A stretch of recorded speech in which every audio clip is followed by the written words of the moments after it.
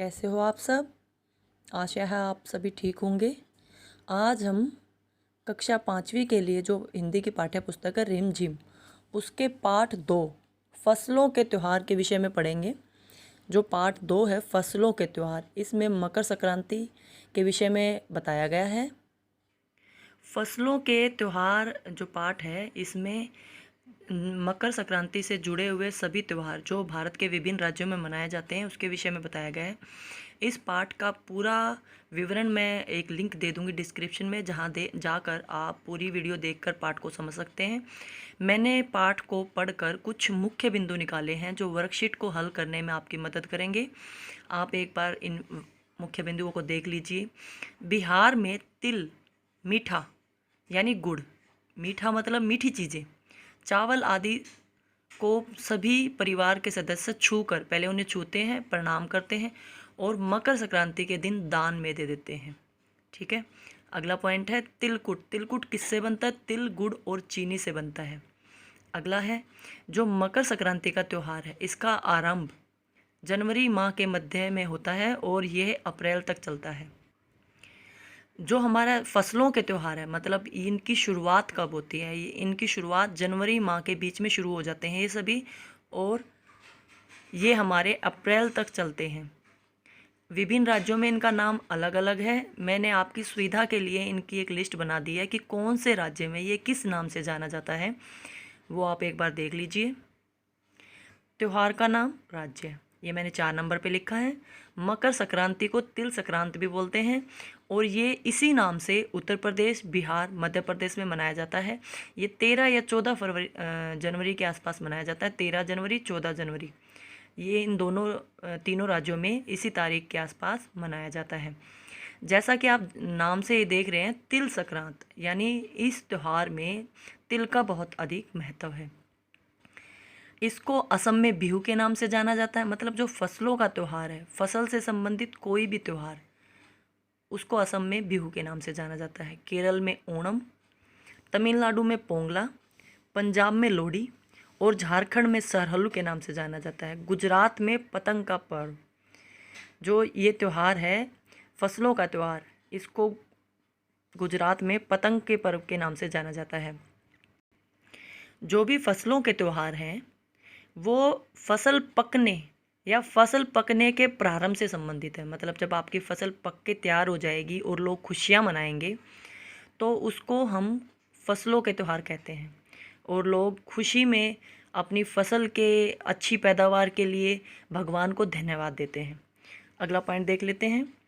झारखंड में जो त्यौहार मनाया जाता है सरहल, उसको वहाँ पे 2 जनजाति अलग अलग समय पे मनाती है। जो संथाल जनजाति के लोग हैं वो फरवरी मार्च में, और ओराव जनजाति के लोग मार्च अप्रैल में मनाते हैं। अगला पॉइंट है आदिवासी लोग आमतौर पर प्रकृति की पूजा करते हैं। जो आदिवासी है संथाल और ओराव, वो लोग प्रकृति की पूजा करते हैं और विशेष तौर पर साल के पेड़ की। यानी जो झारखंड में त्यौहार मनाया जाता है हमारा सरहुल का, वो हमारा साल की पेड़ की पूजा से संबंधित है। ठीक है। अगला प्रश्न देख लीजिए। ये जो आदिवासी लोग हैं ये अपने त्यौहार को बड़े धूमधाम से मनाते हैं, नाचते गाते हैं और चंदा मांगते हैं। ये लोग चंदे में पैसा नहीं मांगते, ये लोग चंदे में मुर्गा, चावल और मिश्री मांगते हैं। उन्हीं से ये अपना त्यौहार मनाते हैं। तमिलनाडु में मनाया जाने वाला त्यौहार पोंगल, इससे जुड़ी भी एक रोचक कहानी है कि वहाँ के लोग दूध और चावल को धूप में रख देते हैं और 12 बजे धूप की गर्मी की वजह से वो चावल उबल कर बाहर निकल आता है और उसके मुंह पर हल्दी की गांठ रखकर उसको बंद कर देते हैं। जब वह उबल जाता है या पक जाता है तो वो बाहर निकलने लगता है। तो इसको वहाँ के लोग पोंगला पोंगला कहते हैं। मतलब खिचड़ी में जब उफान आ जाता है, मतलब उनकी खिचड़ी जब बनकर तैयार हो जाती है तो वो पोंगला यानी पोंगल त्यौहार मनाते हैं। कुमाऊं में मकर संक्रांति को घुघुतिया भी कहते हैं। वहाँ भी एक रोचक कहानी है। वहाँ पे मीठी चीज़ों बना के उनको अलग अलग आकृति दी जाती है और बच्चे के गले में उन मीठी चीज़ों को बांध दिया जाता है। फिर बच्चे घुघुत आओ की कविता गाते हैं और इस तरह से कौवों को बुला बुला के उन्हें वो भोजन कराते हैं। तो कुमाऊं में मकर संक्रांति के त्यौहार को घुघुतिया कहते हैं। अगला हमारा पॉइंट, मकर संक्रांति के दिन, पहले भी बताया था मैंने आपको, तिल का बहुत अधिक महत्व है। मकर संक्रांति के दिन पानी में तिल डालकर नहाना, तिल दान करना, आग में तिल डालना, तिल के पकवान बनाना, रेवड़ी खाना, क्योंकि वो भी तिल से बनती है ना, बहुत अधिक महत्व है। अंतिम जो मैंने पॉइंट लिखा है वो है खरीफ की फसलें चावल और अरहर आदि है। ये आपके पाठ के बीच में ही है। अरहर की फसलें, चावल और अरहर खरीफ की फसलें हैं। जो ये त्यौहार है हमारे फसलों से संबंधित हैं और इन सभी में तिल, चावल, इनका बहुत अधिक महत्व है। ये मैंने कुछ पॉइंट्स आपकी सुविधा के लिए लिखे थे। अभी हम वर्कशीट को देख लेते हैं। फसलों के त्यौहार, पहला प्रश्न है, चित्र देख के त्यौहार व राज्य या प्रांत का नाम कॉपी में लिखो। पहला चित्र, इसमें आप देख पा रहे हैं कि पतंगे उड़ रही हैं और उसके सामने लिखा हुआ है बोलती तस्वीरें में हजारों लाखों पतंगों से सूर्य भी ढक जाता है। अभी आपको मैंने जो मेन पॉइंट्स बताए उसमें बताया था कि पतंग का त्यौहार कौन से राज्य में मनाया जाता है। हाँ जी, ये है पतंग का त्यौहार और ये मनाया जाता है गुजरात में। अगला है, देखिए वहाँ पे एक मिट्टी का बर्तन रखा है, उसमें से दूध जैसा कुछ बाहर आ रहा है और यही लिखा हुआ, मिट्टी के नए मटके में चावल, दूध और गुड़ डालने के लिए उसे धूप में रख देते हैं। फिर जो उफान आ जाता है, फिर वहाँ के लोग बोलते हैं पोंगला पोंगला। तो ये हमारा है पोंगल त्यौहार और पोंगल मनाया जाता है तमिलनाडु में। अगला, इस दिन विशेष रूप से साल के पेड़ की पूजा की जाती है। साल के पेड़ की पूजा में आदिवासी लोग करते हैं। ये त्यौहार झारखंड में मनाया जाता है। और कौन सा त्यौहार है, याद आया आपको? हाँ जी, सरहल का त्यौहार। सरहुल का त्यौहार झारखंड में मनाया जाता है। और अंतिम देख लीजिए, बच्चे माला में पकवान तोड़ तोड़कर पक्षियों को खिलाते हैं और गाते हैं कौवा आओ घुघुत आओ। ये भी मैंने आपको बताया था कि वहाँ पे ये मनाया जाता है, बच्चों के गले में मीठे पकवान बना के डाल दिए जाते हैं। हाँ जी, ये वही कुमाऊं में मनाया जाने वाला त्यौहार घुघुतिया। ठीक है, अब इसको मैं फटाफट भरी हुई वर्कशीट दिखा देती हूँ, आप अपना करेक्ट कर लीजिए। देखिए मैंने भर दिया है। पतंग का त्यौहार गुजरात में मनाया जाता है, पोंगल तमिलनाडु में, सरहुल का त्यौहार झारखंड में और मकर संक्रांति का त्यौहार कुमाऊं में मनाया जाता है। कुमाऊं उत्तर प्रदेश में है। अगला पेज देख लेते हैं। यहाँ पे है नुक्ता वाले शब्द। ये बच्चा कौन खड़ा है? हाँ जी, छोटा भीम। छोटा भीम आपकी मदद कर रहा है नुक्ता वाले शब्दों को पहचानने में।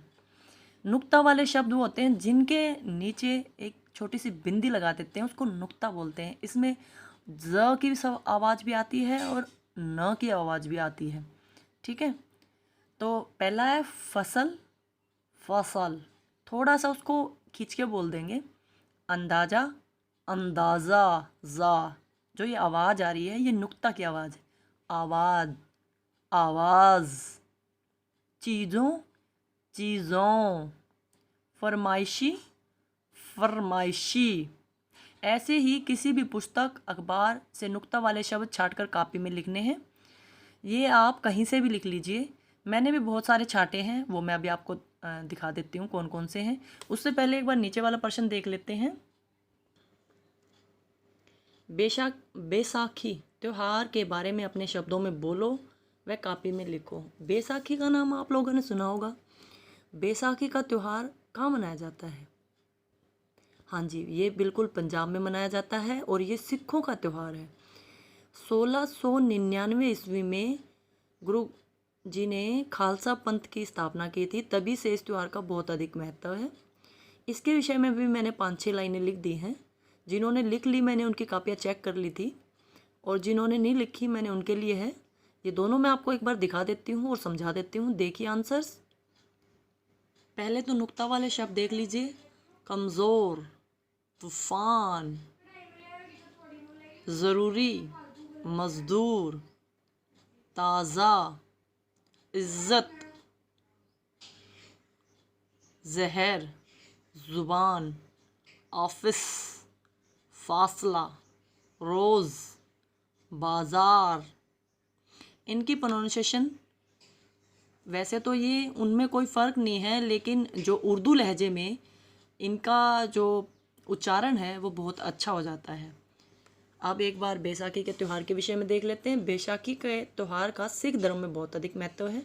इसका महत्व इसलिए है क्योंकि जब सर्दियों में रबी की फसल पक जाती है और काटी जाती है तो पंजाब के लोग बैसाखी का त्यौहार खुश होकर मनाते हैं। यह त्यौहार हर साल 14 अप्रैल को मनाया जाता है। इसी दिन सन 1699 में 10वें गुरु गोविंद सिंह जी ने खालसा पंथ की स्थापना की थी। अब देखिए ये भी हमारा फसलों से जुड़ा त्यौहार है, इसीलिए इसको इस वर्कशीट में सम्मिलित किया गया है क्योंकि हमारा पूरा पाठ ही था फसलों के त्यौहार। जो मैंने आपको पहले पॉइंट्स बताए वो पॉइंट्स अपनी कॉपी में लिख लीजिए, अपनी वर्कशीट को चेक कर लीजिए, अपना सारा काम पूरा कर लीजिए और घर में रहें, सुरक्षित रहें।